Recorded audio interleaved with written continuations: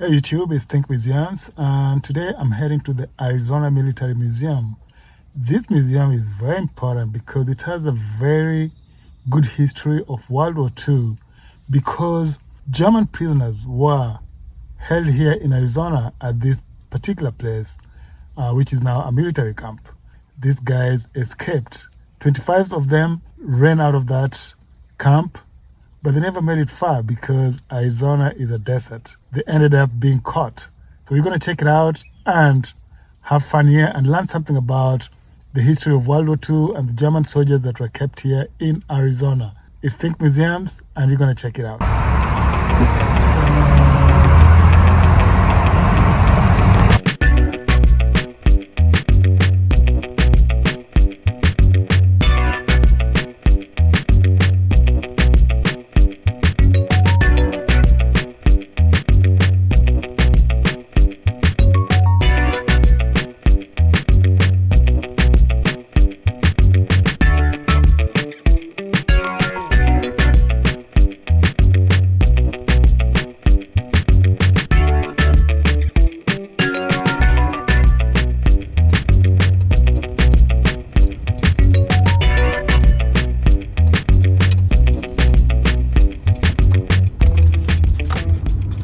Behind me there is the Arizona Military Museums.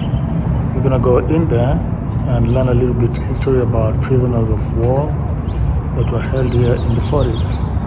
And as schools let out for summer, a challenge that many face is finding activities that entertain and educate our families. Many people are unaware of a hidden treasure located here at Papago Park Military Reservation that is rich with military culture and historical significance to Arizona. The Arizona Military Museum was established sometime in 1981 in an original raw adobe building that was constructed in 1936 to serve as a National Guard arsenal. In World War II, it was converted into a maintenance shop for a German prisoner of war compound, and that's why we are here. The museum is currently operated by the Arizona National Guard Historical Society, which is a non-profit corporation. It contains a chronological display of military activities related to Arizona, starting with the Spanish conquistadors and continuing through operations in Iraq and Afghanistan. It also houses a military library which contains an extensive collection of books, documents, and maps of military actions all over the world.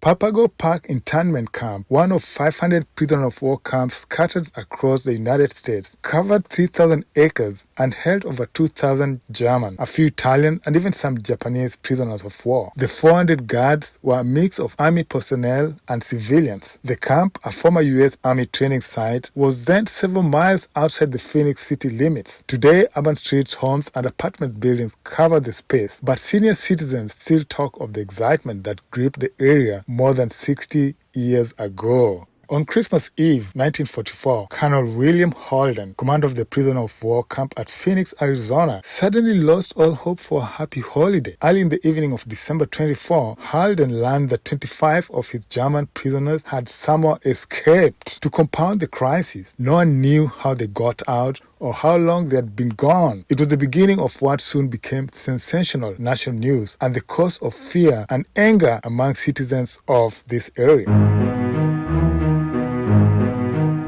On Saturday, December 23rd, the prisoners staged a long, boisterous demonstration. They shouted and sang and raised a German Navy flag on a weather balloon and defied orders to bring it down. Ever since news of the massive German army offensive in Europe, which later became known as the Battle of the Bulge, prisoners had been noisily celebrating. But this Saturday demonstration was staged specifically to divert attention from the escapees. A head count that morning had been routine, but as soon as the afternoon head count was finished, one by one, unobserved, the men began climbing down into a narrow underground tunnel that had been 4 months in the making, inching along the wet, muddy tunnel while dragging survival packs of food was hard work. But at last, all 25 reached the breakout spot outside the compound fence. They covered the opening and slipped into the night.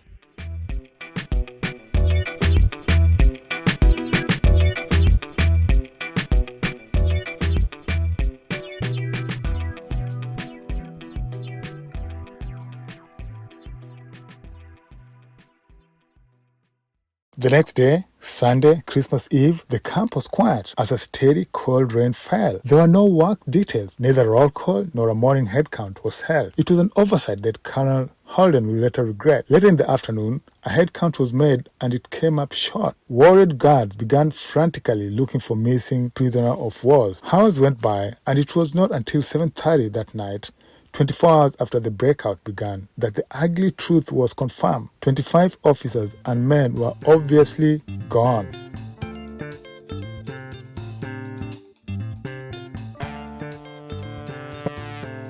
Commander Holden understandably wanted to keep news of the escape quiet until he could learn exactly what had happened.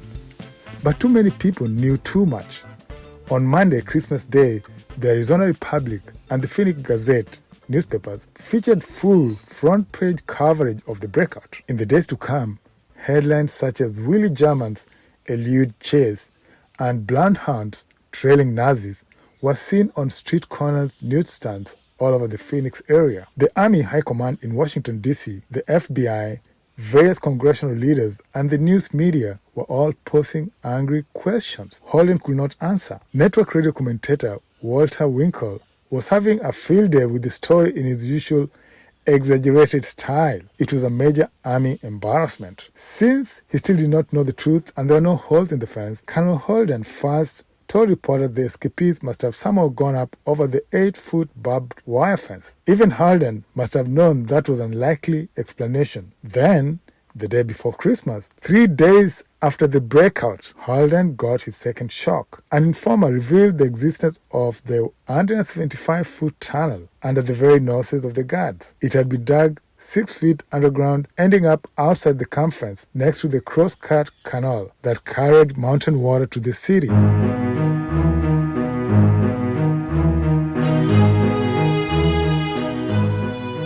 Digging the tunnel had been an amazing feat, requiring the removal of tons of dirt, the rigging of electric lights, and the construction of a cleverly disguised thousands of dedicated man-hours of digging were required. The men built a shallow square box, filled it with dirt, grass, and weeds, and fit it snugly over the tunnel opening. It was almost invisible. A similar box was made for the other end. They had started the digging after locating a blind spot between the bathhouse and the coal box, out of the direct sight of any of the guard towers. The exit location was also not in clear view. The planning and construction of the tunnel were in the hands of highly trained officers with engineering experience. How they got the necessary tools and disposed of the dirt was a classic case of deception and imagination. The majority of the German prisoners were former Navy officers and men. Together, they represented a skilled military group dedicated to the German cause. Their captain was a one-time skipper of a submarine which had been sunk in the Caribbean by a British destroyer on December 1942.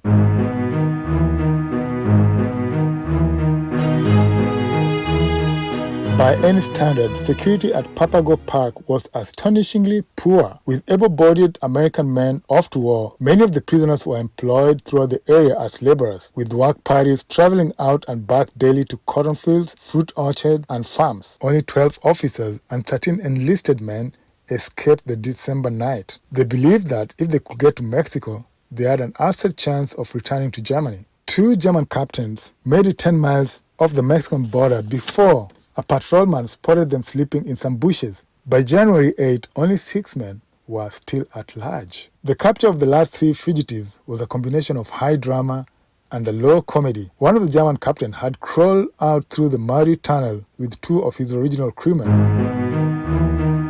Over the years, evidence of a prisoners of war camp at Papago Park gradually disappeared. The urban sprawl of Phoenix finally consumed the area where the camp once stood. In 1985, a commemorative ceremony was held at the park with the mayors of Phoenix, Tempe, and Scottsdale in attendance. The guest of honor from the German village was the 85-year-old German captain who tried to escape.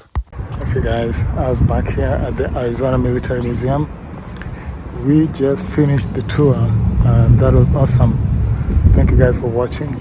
It's Think Museums. Until next time, let's connect.